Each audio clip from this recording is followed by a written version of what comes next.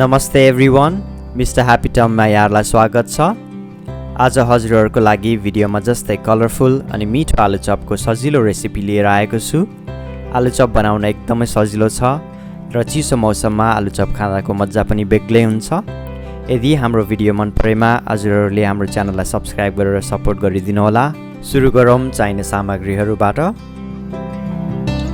सबैभन्दा पहिला आलु चपको लागि 8 वटा जति सानो साइजको आलुलाई उसिन्नु होला।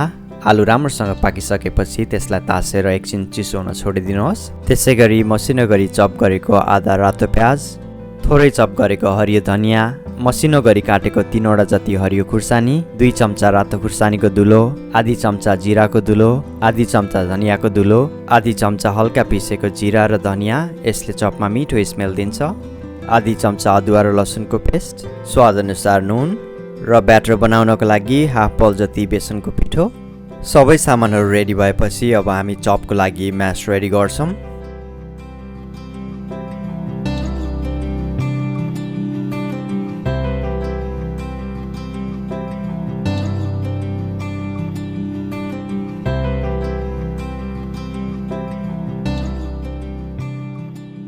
यसरी सबै सामग्रीहरू राखिसकेपछि सफा हात युज गरेर अब मिक्सलाई भित्रसम्म मसला पुग्ने गरी म्यास गर्नुहोला।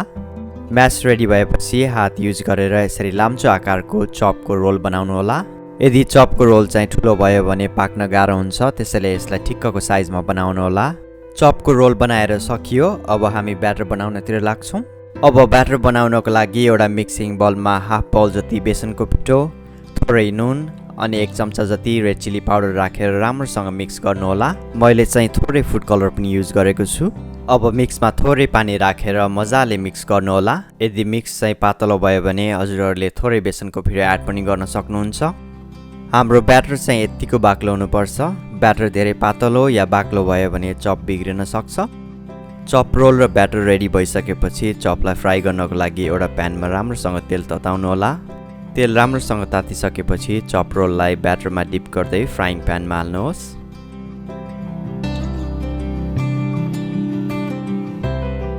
चपलाई दुवैतिर मजाले फर्काउँदै अराउन्ड 6 मिनेट जति मजाले पकाउनु होला। चपलाई एक साइडमा मात्रै धेरै पकाउनु भयो भने चप डढ्न सक्छ। चपलाई 6 मिनेट जति पकाएपछि यतिको गोल्डन ब्राउन हुन्छ र चप रेडी हुन्छ।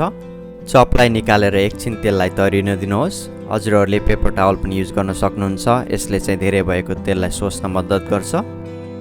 अब बाँकी भएको चपलाई पनि फ्राई गरिदिउँ। हेर्नुहोस् त, चप चाहिँ रेस्टुरेन्टमा सर्भ गर्ने जस्तै क्रिस्पी, कलरफुल अनि मिठो देखिएको छ। चप रेडी भएपछि हजुरहरूले केचप या टमाटोको अचारसँग सर्भ गर्न सक्नुहुन्छ। वाउ, चप देखेर मैले चाहिँ मन थाम्नै सकिनँ। टेस्ट गर्नतिर लागे है त। चप चाहिँ एकदमै स्पाइसी र मिठो भएको छ। हजुरहरूले पनि यसै गरी चप बनाएर आफ्नो साथीभाइ या फ्यामिलीसँग इन्जोय गर्नुहोला। हजुरहरूलाई आजको रेसिपी कस्तो लाग्यो? यदि मन परेमा लाइक, कमेन्ट, शेयर अनि सब्स्क्राइब गर्न नभुल्नुहोला। Thank you for watching. Will see you soon in our next video. Till then, नमस्ते।